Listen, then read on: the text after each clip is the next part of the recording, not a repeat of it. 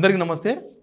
ఒక అత్యున్నతమైన యూనివర్సిటీ, అది మన తెలంగాణకు తలమానికం, అది ఉస్మానియా యూనివర్సిటీ. కానీ ఉస్మానియా యూనివర్సిటీ నిర్వహించిన ఒక ఇంపార్టెంట్ ఎగ్జామ్లా తప్పుల తడక ఎగ్జామ్ అంతా కూడా చాలా ఆలస్యంగా బయటకు వచ్చింది. ఇప్పటిదాకా వార్తను ఎవరు బయట కూడా పెట్టలేదు. ఇది గవర్నమెంట్లో అందరికీ తెలుసు, ముఖ్యంగా విద్యాశాఖ నిర్వహిస్తున్న రేవంత్ రెడ్డి గారు కూడా తెలుసు.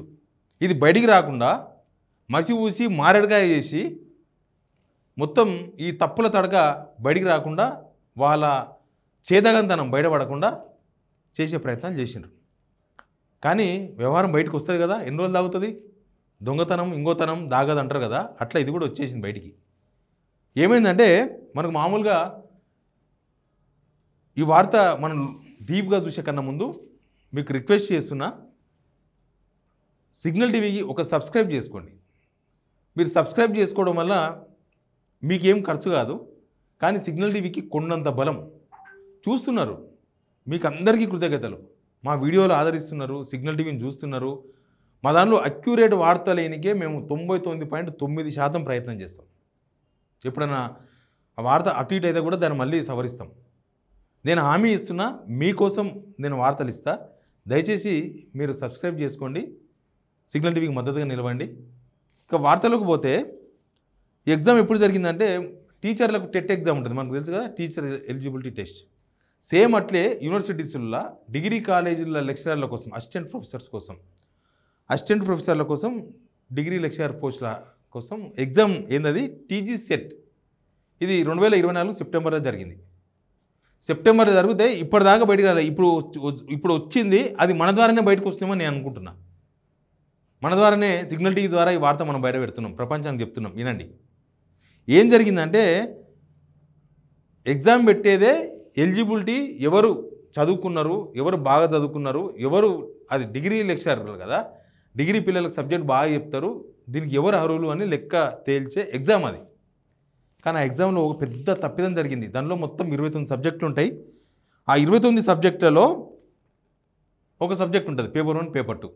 ఏందది, జనరల్ స్టడీస్ పేపర్ 1, తర్వాత జనరల్ స్టడీస్, తర్వాత పేపర్ 2 హిస్టరీ.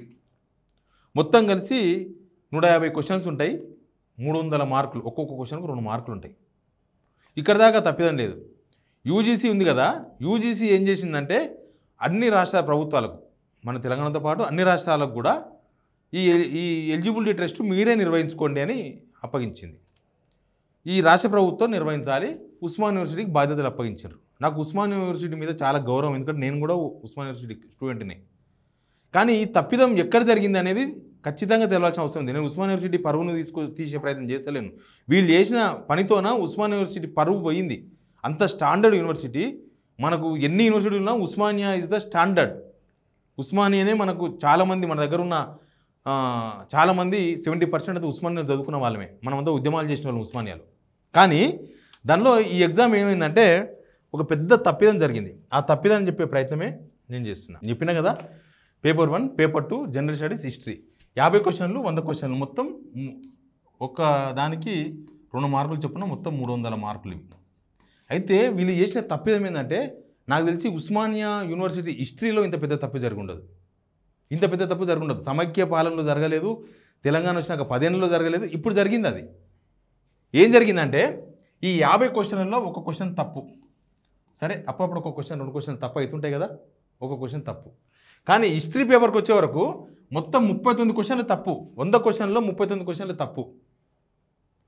మొత్తం 40 క్వశ్చన్లు, ఇది ఒక 39, అది ఒక మొత్తం 40 క్వశ్చన్లు తప్పు. 40 ప్రశ్నలు తప్పు, 40 ప్రశ్నలు మిస్టేక్. ఇది మనం చెప్పుడు ఏం కాదు, వాళ్ళు ఒప్పుకున్నారు 40 క్వశ్చన్స్ తప్పని.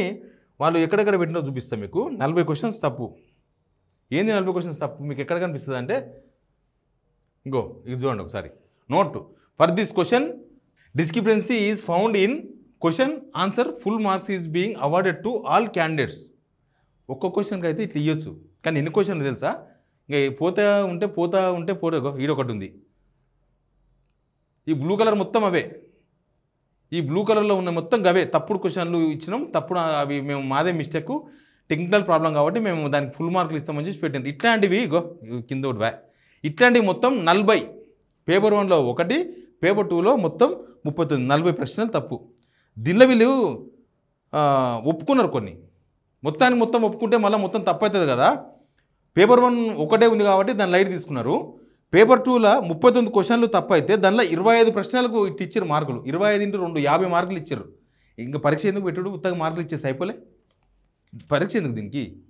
అసలు వాళ్ళ ఐక్యూను పరీక్షించడానికి ఎగ్జామ్ పెట్టినరా, లేకపోతే మీ తప్పులు బయట పెట్టుకోనికి ఎగ్జామ్ పెట్టినరా? ఇది 50 మార్కులు ఇచ్చారు. ఒక్కొక్కరు 50 మార్కులు ఇవ్వగానే మొత్తం కింద మీద అయిపోయింది, తారుమారు అయిపోయింది. మొత్తం 33,000 మంది రిజిస్టర్ చేసుకుంటే ఎగ్జామ్ కోసం 26,000 మంది ఎగ్జామ్ రాసినారు.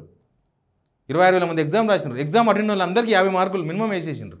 మినిమం నువ్వు ఉత్తగా పాస్ కాలు దానిలో అటెండెన్స్ ఉంటే చాలు. 25 క్వశ్చన్లకు 25 × 2 మార్కులు 50 వచ్చేసినాయి వాళ్ళకి మార్కులు. ఇంత తప్పుల తడక ఎప్పుడు జరగలేదంట. నేను ప్రొఫెసర్తో మాట్లాడాను ఉస్మాన్ యూనివర్సిటీ. మాట్లాడితే ఆయన చెప్తుండు అసలు ఏం నిర్వహిస్తున్నారో, అసలు అనుభవం లేని వాళ్ళు పేపర్లు తయారు చేసినరా. టెక్నికల్ రీజన్ అనుకుంటే ఖచ్చితంగా ఎగ్జామ్ మళ్ళీ నిర్వహించాలి. ఇది ఎందుకంటే వాళ్ళు మళ్ళీ డిగ్రీ పిల్లలకు చదువు చెప్పాలి కదా. అది ఏదో క్లర్క్ జాబ్ కాదు కదా. సరే అయ్యింది అయిపోయింది ట్రైనింగ్లో వస్తుందని చెప్పుకోనికే. క్లర్క్ జాబ్ కాదు అది, ప్రొఫెసర్ జాబు. చాలామంది రాస్తున్నారు. ఆల్రెడీ వచ్చేసింది, రిజల్ట్ వచ్చేసింది, ఆ కీ అదంతా వచ్చిన తర్వాత మనకు అర్థమైంది ఇదంతా. కానీ ఇదంతా దాచినరు, దాచిపెట్టిన దీన్ని మొత్తం ఇప్పటిదాకా సెప్టెంబర్లో జరిగితే ఇప్పటిదాకా బయట పెట్టడానికి కారణం ఏంది? తప్పు జరగలేదు. సరే కామనే 40 క్వశ్చన్లకు తప్పులు, 150 ప్రశ్నలలో 40 ప్రశ్నలు తప్పు ఉండడం సహజమే అనుకుంటే ఇప్పటిదాకా ఎందుకు బయటికి రాలేదు వార్త? ఎందుకు బయటపెట్టలేదు? ఎందుకు లోపల దాచుకున్నారు? దీన్ని ఎవరు ఫెయిల్యూరు, ఎవరి చేతగంతనంగా చూడాలి మనం? యూనివర్సిటీకి బాధ్యతలు అప్పగిస్తే యూనివర్సిటీలో వ్యవహారం నడిపించిండ్రా, లేకపోతే మన పరిపాలనకి ఎట్లా అనుభవం లేదు కదా, మన పరిపాలన అధ్యక్షునికి అనుభవం లేదు, అక్కడనే అట్లాంటి వాళ్ళని పెట్టి నడిపించిండ్రా? ఏం జరిగింది? దీనికి ఎవరు ఆన్సరబుల్? దీనికి ఎవరు ఆన్సర్ చేస్తారు? నీటిలో ఏదో జరిగిందని చెప్పేసి రాజ్భవన్ ముట్టడికి పోయి ఆడ బస్తద్దాల వల్ల కొట్టి కారద్దాల వల్ల కొట్టి హంగామా చేశారు కాంగ్రెస్ వాళ్ళు. తీరా చూస్తే మన ఉస్మాన్ యూనివర్సిటీ పరువు పోయింది. దీనికి ఎవరు సమాధానం చెప్తారు? యాక్చువల్గా యూజీసీ రూల్స్ ప్రకారం 6% సెలెక్షన్ చేయాలి దీనిలో, 6%. ఎందుకంటే ఎక్కువ ఖాళీలు ఉండవు కదా దీనిలో. 6% చేసేది ఉంటే, క్వాలిఫికేషన్ తీసుకునేది ఉంటే, షార్ట్ లిస్ట్ చేసేది ఉంటే 7.1% తీసుకున్నారు. ఇది కూడా తప్పిదమే. 7.1% ఎందుకు వచ్చిందంటే ఈ తప్పిదాల వల్ల, ఈ మార్కులు ఇవ్వడం వల్ల. ఇక నువ్వు 100 మార్కులకు ఎగ్జామ్ పెట్టి 100 మార్కులు మీరే ఇచ్చేస్తే ఎగ్జామ్ ఎందుకు, క్వశ్చన్లు ఎందుకు, ఆన్సర్లు ఎందుకు, ఇదంతా ఎందుకు, ఈ ప్రాసెస్ అంతా, ఈ ప్రహాసనం అంతా ఎందుకు? డైరెక్ట్ మార్కులు ఇచ్చేసేసారు. అప్లికేషన్ చేసుకోగానే మీకు 100 మార్కులు అంటే అయిపోయాయి. వాళ్ళకు చదువుకునే బాధ తప్పుతుంది, వాళ్ళు ఎగ్జామ్ రాసే బాధ తప్పుతుంది, మీకు దిద్దే బాధ తప్పుతుంది, మీకు క్వశ్చన్ పేపర్ తయారు చేసే బాధ తప్పుతుంది. అసలు విద్యాశాఖ మంత్రి ఇప్పుడు ఉన్నారు, ఇప్పుడు కమాండ్ కంట్రోల్ రూమ్లో విద్యాశాఖ మీద రివ్యూ జరుగుతుందట. మరి ముఖ్యమంత్రి గారు విద్యాశాఖ మంత్రి, ఆయన తెలుసు ఇవన్నీ, తెలియకుండా ఎట్లుంటాయి, ప్రతి విషయం ముఖ్యమంత్రి దాకా పోతుంది. కానీ విషయం బయటికి రాకుండా జాగ్రత్తలు పడరు. పొద్దుగాలు లేస్తే పుంగీలు కొట్టే కొన్ని పుంగీలు ఉంటాయి. ఆ పుంగీలు జనాలకు పనికొచ్చే వార్తలు కాకుండా 99% అదేదో రేవంత్ రెడ్డిని పైకి ఎత్తే వార్తలు చేసే ప్రయత్నం చేస్తుంటారు. ఎత్తాలి పైకి, మంచి చేసినప్పుడు పైకి ఎత్తాలి.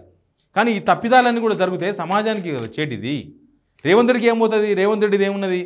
రేవంత్ రెడ్డి ఆయన లక్ష్యం నెరవేరింది, ముఖ్యమంత్రి కావాలి. దానికి ఒక పీజీ చదవాలని ఎలిజిబిలిటీయో, లేకపోతే పలానా సబ్జెక్ట్ ఇట్లాంటి ఎగ్జామ్ పెట్టింటే రేవంత్ రెడ్డికి తెలుస్తుండే. ఎగ్జామ్ ఏం లేదు, తొక్కుంటూ వచ్చిన పాట రాపించింది కదా. ఆ తొక్కుంటూ ముఖ్యమంత్రి అని ఆయన.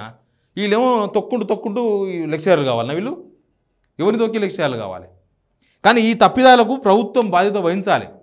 బాధ్యత వహించకపోతే మీరు బయటికి రాకుండా లోపల దాచిపెట్టో ఏదో జాగ్రత్తలు తీసుకుంటే ఇది పోయేది కాదు. ఇది రేపు వాళ్ళు పిల్లలకు చదువు చెప్పాల్సిన బాధ్యత వాళ్ళ మీద ఉంటుంది. కానీ ఇది చాలా పెద్ద తప్పు, ఘోరమైన తప్పు ఇది. పరీక్ష పేపరే తయారు చేయలేని వాళ్ళు పరీక్ష ఏం నిర్వహించారు? ఆ పరీక్షలో వీళ్ళు ఎలిజిబుల్ అని మీరు ఎట్లా డిసైడ్ చేసిండ్రు? ఈ ఎగ్జామ్ మళ్ళీ నిర్వహించాలని డిమాండ్ వచ్చింది. ఇప్పుడు ఇన్ని ప్రశ్నలు తప్పు అయితే మరి రాదా? ఏదో ఒకటో రెండో పోతే పోయినాయి, ఒకటో రెండు అనుకోవచ్చు. 40 ప్రశ్నలు తప్పు అయిందంటే, 40 ప్రశ్నలు మిస్టేక్ జరిగిందంటే దానికి మీరు టెక్నికల్ ప్రాబ్లంతో వచ్చిందని మీరు సర్దిద్దుకునే ప్రయత్నం చేస్తే అసలు మీరు మనుషులేనా? ఇంకా అన్నీ జరుగుతాయి. రేపు కూడా వాళ్ళు కూడా స్టూడెంట్స్ కూడా ఏదో తప్పిదంతో రాస్తారు, ఒక తప్పిదం. దానికి ఎందుకు తప్పు అనాలి? దానిలో కరెక్ట్ అంటే అయిపోయాయి. మీరు క్వశ్చన్లే తప్పు చేసి, తప్పుడు క్వశ్చన్ పేపర్ తయారు చేసి, మిస్టేక్స్ చేసి, ఇక వాళ్ళు పరీక్ష రాలేదని వాళ్ళ అన్నికి మీకు ఎక్కడుంది అర్హత? అసలు ఏం జరుగుతుంది దీని విషయంలో మాత్రం ఖచ్చితంగా ప్రభుత్వం క్లారిటీ ఇవ్వాల్సిన అవసరం ఉంది. అవసరమైతే రీ ఎగ్జామ్ పెడతారా లేకపోతే దీన్ని ఏమైనా క్లారిఫికేషన్ చేస్తారో చేయండి. Please subscribe signal TV.